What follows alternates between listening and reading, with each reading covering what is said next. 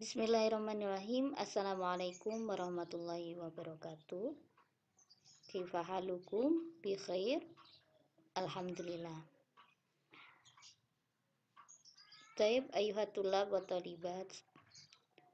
Pada kesempatan kali ini saya akan menjelaskan bagaimana proses pelaksanaan kegiatan akademik di program khusus pembelajaran bahasa Arab atau PKPBA. Pada tahun ini khususnya kita akan belajar di PKPBA ini sebanyak 8 SKS, yaitu 4 SKS di semester ganjil dan 4 SKS di semester genap. Rinciannya bagaimana gitu ya. Kita ada istilah bahasa Arab 1 dan bahasa Arab 2. Pada semester 1 ini kita belajar bahasa Arab 1 meliputi keterampilan mendengar 1 atau disebut dengan maharo istima, keterampilan berbicara 1 maharo kalam, keterampilan membaca 1 maharo kiroah, keterampilan menulis maharo kitabah. Bahasa Arab 1 ini meliputi ini ya, dua ini dengan bobot 2 SKS. Membaca dan menulis di bahasa Arab 2 itu 2 SKS. Jadi praktis satu semester kita belajar 4 maharo begitu. Meskipun dengan istilah yang berbeda ya. Kemudian pada semester genap pun demikian. Tapi ada bahasa Arab 3 dan bahasa Arab 4. Bahasa Arab 3 terdiri dari istima 2, kalam 2, kiroah 2 dan kitabah 2 gitu. Bobotnya sama 2 SKS, 2 SKS. Itu tadi yang terkait dengan beban studi dan pemasarannya. Yang kedua adalah kegiatan dan program akademik. Meliputi apa saja? Yang pertama adalah tes penempatan kelas atau placement test. Antum kemarin sudah pada hari Jumat sudah melakukan placement test ya. Gunanya untuk apa? Kegiatan ini wajib diikuti oleh semua maba ya. Gunanya adalah untuk mengelompokkan kelas berdasarkan hasil nilai placement test. Jadi kemampuannya di kelas kita ini adalah sama begitu ya, atau rata begitu. Jadi tidak ada yang sangat jauh tertinggal dengan teman-teman yang lain misalkan. Jadi sama gitu ya, karena sudah disamakan dalam placement test.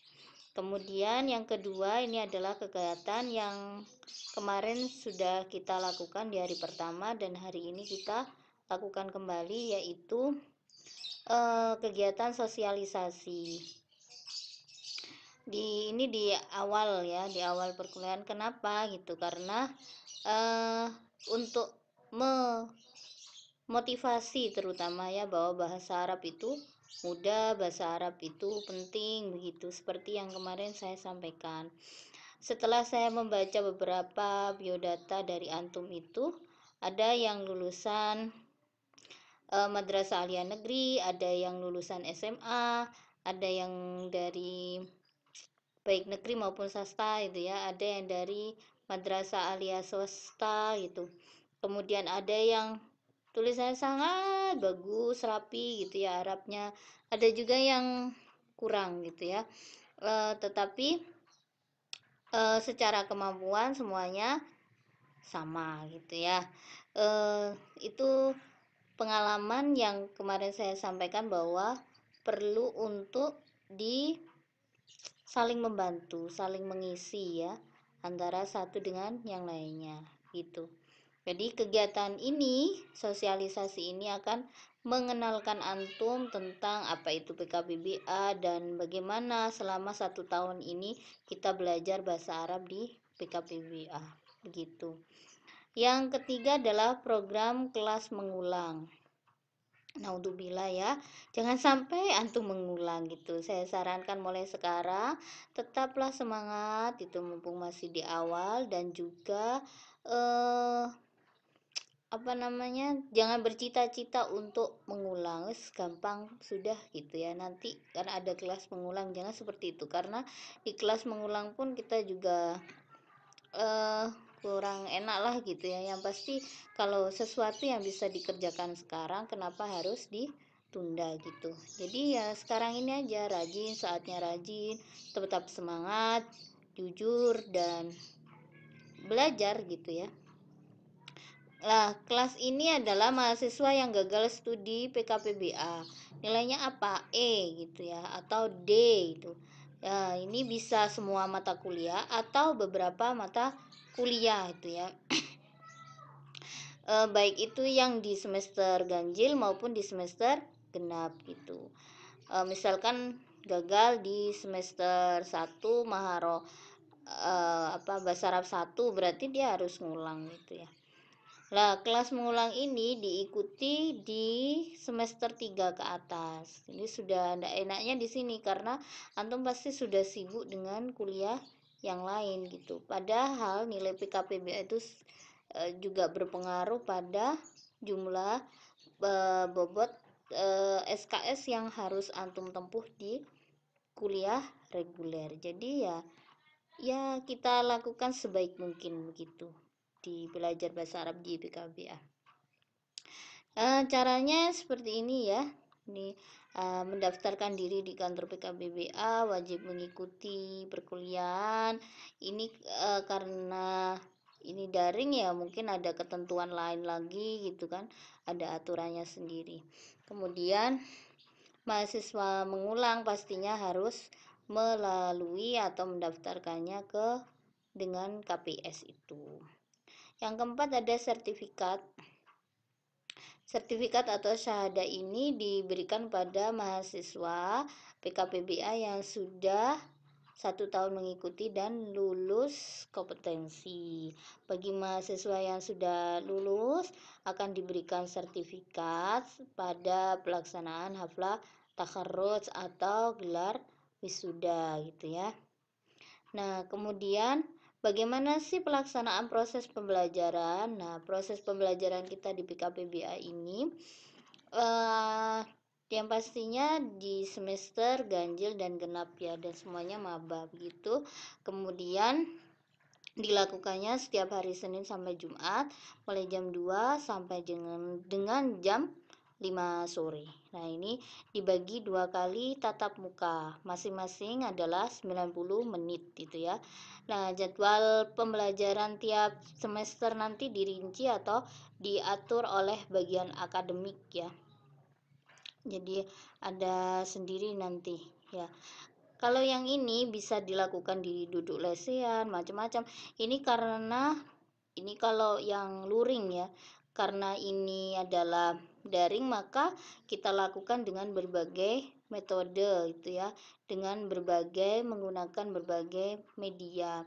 Bisa Zoom, bisa Google Meet, bisa Google Classroom, WA itu yang pasti ya, WA group, baik WA group maupun pribadi.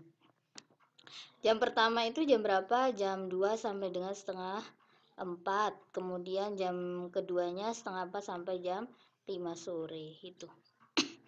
Untuk evaluasi ini ada latihan atau ulangan mingguan gitu ya.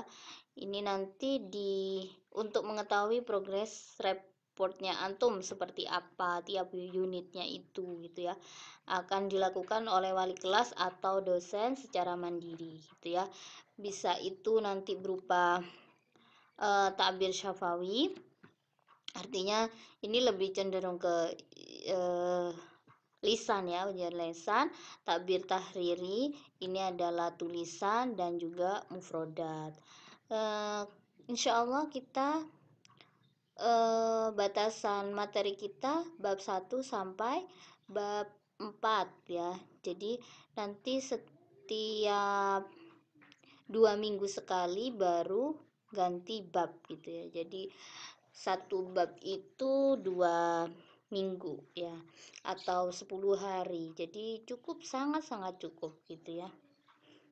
Kemudian Yang kedua adalah tes tahapan. Tes tahapan ini meliputi tahap 1, tahap 2 ya. Tahap 1 itu UTS-nya, tahap 2 adalah UAS-nya.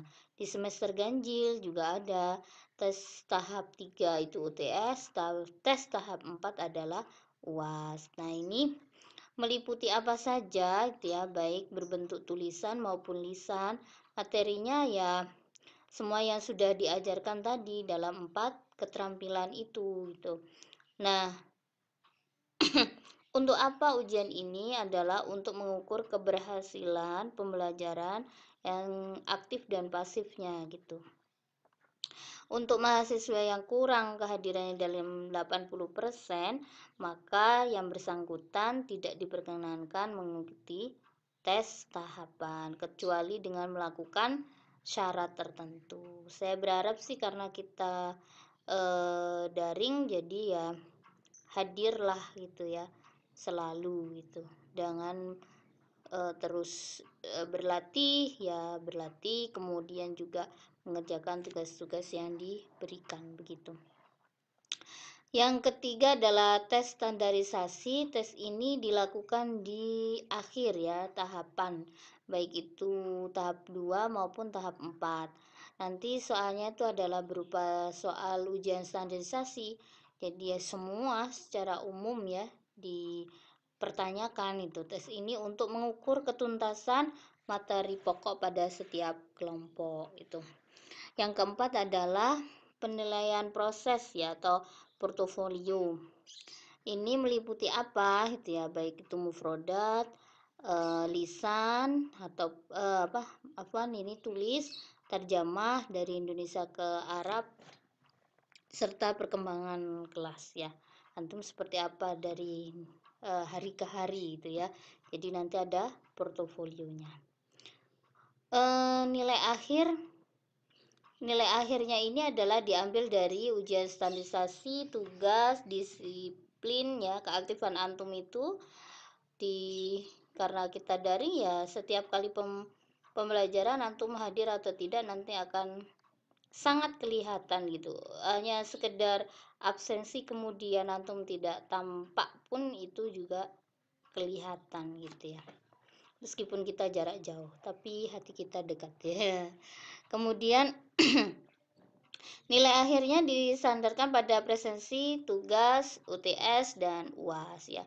Ini bobotnya di keaktifannya 20%, tugasnya 20%, UTS 30, UAS juga 30.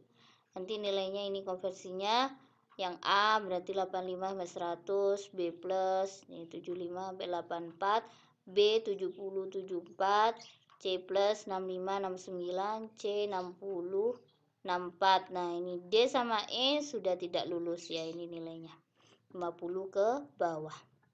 Berarti jarang masuk. Nah, ini yang daring. Pelaksanaan pembelajaran daring tuh seperti apa gitu ya. Karena kita ini sekarang sedang di masa seperti ini ya tetap jaga kesehatan itu yang pasti. Kemudian manajemen waktu ya yang saya rasa penting. Jadi kalau waktunya pembelajaran jam 2 tolong sudah bangun gitu ya dan sudah siap, kemudian ya kita belajar benar-benar belajar begitu. Nanti platform yang digunakan banyak ya macam-macam seperti yang sudah saya sebutkan tadi.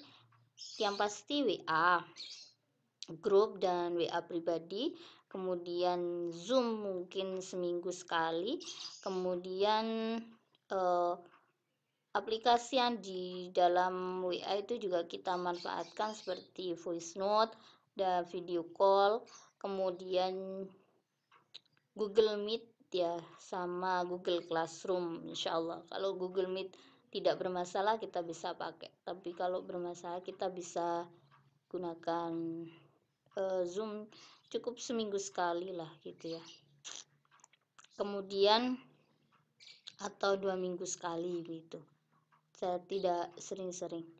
Kemudian bagaimana pengelolaannya pembelajaran daring ini? Yang pertama adalah persiapkan ya Ini ada buku, nama kitab kita adalah Al-Arabiyya lil Haya. Itu bisa diakses di http ini ya, ppb.uin ini Malang ASIID ya.